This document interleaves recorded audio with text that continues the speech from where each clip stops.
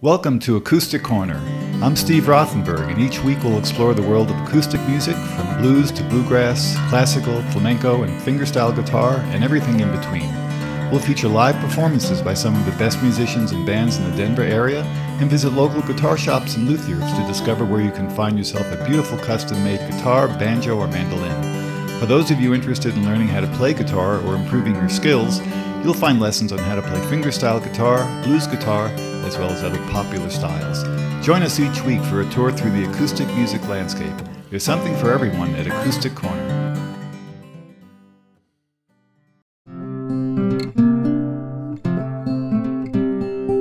Here with Chuck Ogsbury of Ohm Banjo up in Boulder, Colorado. And you know, most people, well, including me, when they think about the banjo, they think about a bluegrass instrument, a five-string banjo. But it turns out there are just a number of different styles, and the banjo has been around for quite a while. So, Chuck, can you tell me about some of the different kind of banjos you produce here, besides the five-string? Well, we'll start with historically. The banjo originally was a five-string banjo, open back style, that was started being popularized by the minstrels in the 1840s, 1850s, and they played a banjo that was similar to this one here, which is quite often it had a scrolled type peg head, very simple, with a bigger pot and fewer brackets on it, and it had an open back like this, and that was the original kind of five-string banjos that the minstrels used. Right. And this was an animal skin? Originally, this was a goat skin or any kind of skin, animal skin they could get. Nowadays, it's mylar plastic, which has its advantages over the skin. Doesn't give it's easier to maintain, much easier. Now, but if somebody wanted to buy a animal skin banjo, could you make one of them for them? You can put an animal skin on any of these instruments. It's just more trouble and more trouble to maintain. Gotcha. Then after this type of banjo was popular up until through the Victorian era, the five-string banjo. The original ones did not have frets. The original banjos were like this, without the frets in it. And then the next step was to put the frets in it, like this one.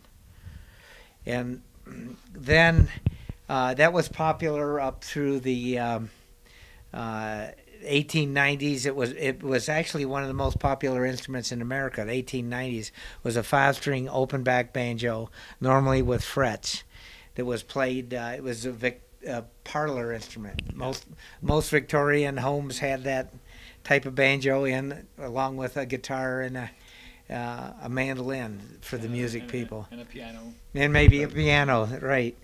And then in the 20s.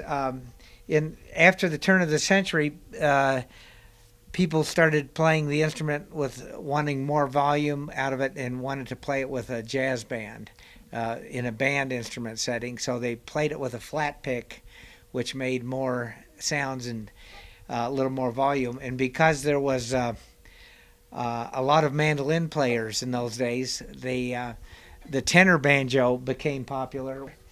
Could have been a four-string banjo. Yeah, it had four strings. It was played with a flat pick rather than with your fingers, because you can't play the five-string banjo very well with a flat pick. So they got rid of the fifth string, and they tuned it like a mandolin or mandola. It had a shorter neck, and that became very popular in the early 20th century, 1910, 1920s. So when did the resonator back start to appear on banjos? Because they played this four-string banjo, they wanted more volume. Then they added the resonator. This banjo right here, that's like an open back banjo, but they put a resonator on it. That particular one is a five-string banjo, but here's a tenor. Like this was the original version without a resonator. Then they added the resonator like this, which gave a little more volume for. That's a beautiful. Take a look at the back of that banjo. That's amazing. Yeah, this particular one is all hand carved and hand inlaid, and this is East Indian rosewood, And in the 20s, people liked the very fancy instrument, so it became popular. Like they went from plain to very fancy. Like this particular one has engraved, hand engraved and gold plated, lots of inlays, hand carved wood, hand engraved inlays, and all sorts of pearl and shell inlaid all over it. That was very popular in the 1920s. Well, if you've never picked up a banjo, these they're about 10, 11 pounds worth of metal and wood. They average about that. Yeah. Besides the tenor, a plectrum banjo is a 4-string, which is the same length as a 5-string, but without the 5th peg. And it was also played with a flat pick right along with the tenors in traditional jazz bands. Right. So how is that tuned? You tune it just like a 5-string banjo. You could tune it in C or G tuning. And this particular instrument has a different type of resonator that was popular in the 20s. This is one type of resonator, and this is another type of resonator that was popular. Let's see the back of that. In the 20s. This is a plainer instrument, but it's still a pretty fancy instrument. Now, this was called a plectrum. Mm-hmm. And then they were very popular in the 20s, and then when the Depression came along in 1929, people's mood changed, and they weren't partying near as much, and also that's one factor that combined with they learned how to amplify the guitar, and so the guitar kind of replaced the banjo as a rhythm instrument in bands. Mm-hmm. And so the two things combined, the Depression, change of people's mood from a happy mood to kind of a downer mood, and the invention of the electric guitar put the banjo kind of out of business. Until bluegrass came along? And then in the late 30s, there was pickers in the southeast part of the United States that started finger picking the banjo. And this time it happened to be a 5-string banjo again with a resonator. Here's your typical bluegrass banjo. What became what's now known as bluegrass is a 5-string banjo with the resonator that was developed primarily for the 4-string instruments. So I'm guessing that a banjo wasn't played with metal picks until bluegrass got a hold of the instrument. That's pretty much it. Yeah, and that was probably just for volume and. Again, it was a kind of a unique style of playing that players like Snuffy Jenkins in the southeast United States started picking up and using guitar finger picks and picking the banjo with individual strings. Snuffy Jenkins was one of the first, and then Earl Scruggs kind of, I think, learned from him, and J.D. Crowe after that, and dozens of other great players started picking, becoming the banjo melodic instrument in bluegrass bands. It became an indispensable part of the bluegrass music. Right. So you told me earlier that most of your banjos these days are your 4-string parlor instruments as opposed to the 5-string banjo bluegrass types. These days? Yeah. Not these days. What are people buying these days? These days, it keeps going, switching popularity. Like right now, again, these days, it's mostly this folk instrument. The old-time banjos are the most popular for us right now. Bluegrass banjos is still being used extensively throughout the United States and some of the rest of the world. In the 4-string banjo right now, it was popular in the 20s, and then it died out in the 1930s. Then it came back in the 50s, was fairly big, and then it's kind of fallen off again. Right now, most of those players are getting in their 80s and 90s, and they don't play much anymore. Well, before we end, there is one banjo that we have to take a look at because this is a piece of art. Have you? Can you show us that one? There's a couple here. This is again, it's a 4-string plectrum with an extra deep resonator on it, and this is all carved and hand dyed and hand inlaid and engraved. It's just a work of art. Might I ask you how much you let that one go for? Oh, this is 15,000 on this one, and then here's a. Hold on, let me get my. You can take credit cards. Yeah, sure. We'll take the credit card check. Yeah, I'll bet you will. Well, and here's one last one. This is a bluegrass banjo. This celebrates our 50th year, and this is a hand engraved, gold plated with a Celtic design on it. It's gorgeous.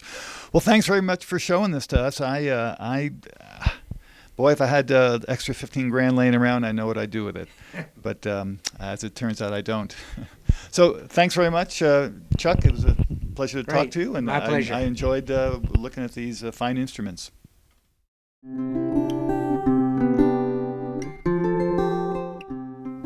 Hello, I'm Warren Kennison Jr. and Steve and I are good friends. We met performing at Michelangelo's and Illegal Grounds, and I'm a guest instructor on the show today, and my student Judy and I are going to explore backup banjo.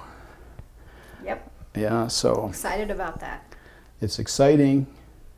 You really play backup most of the time when you're playing with other people, and when you're playing by, just practicing, you very rarely get a chance to play backup because there's nobody to play to. So Right. luckily we can play together here. That sounds good. And would you like to think of a tune that you play backup for, and I'll see if I can play the lead part and you play the backup? Sure.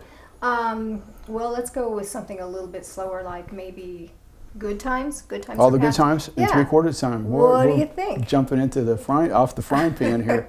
Well, 3/4 time is not easy. It isn't. Well, I mean, Yeah. for most people, it Right. isn't. It's But I unfamiliar. thought since it's yeah. it's No. in my favorite key of G. It is. Uh-huh. Yeah. And it would be a little bit slower than some of the It is. other Yeah.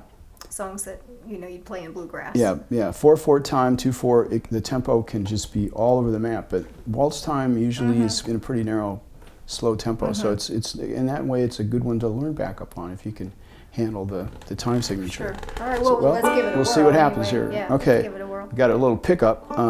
No, it's not a pickup. It just starts right on all the good times. So we're gonna just count it off. 1, 2, 3. 1, ready, play. Okay. And then start going. Okay. So you want me to just chunk it like I You start. normally would? Yeah, and I'll Okay. play the melody. I'll play the Okay. lead. I might just play the simple melody line one time, and then I'll try to play like Earl Scruggs. I got to say, I worked with Earl Scruggs, helped him to produce the reissue of his banjo book, Earl Scruggs and a 5-String Banjo. And after it came out, I thought, well, there's so many people that play his style so well, and I learned to play it very accurately and transcribe it, but I can play it at about, my legacy is I'll be the guy who can play like Earl Scruggs at 1/3 speed.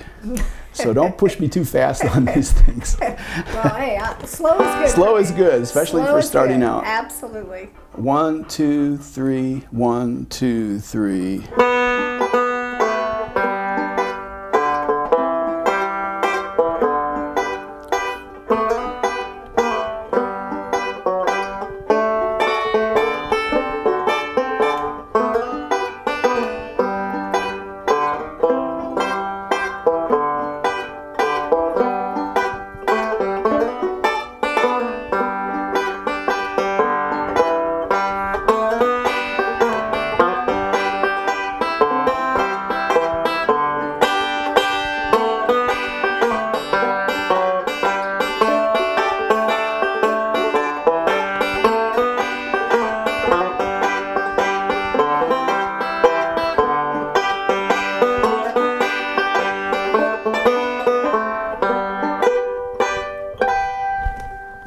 All right. Well, I wasn't listening too much to what you were doing because I was concentrating so much on what I was playing, but I didn't hear a single mistake, and we were listening to each other. Right.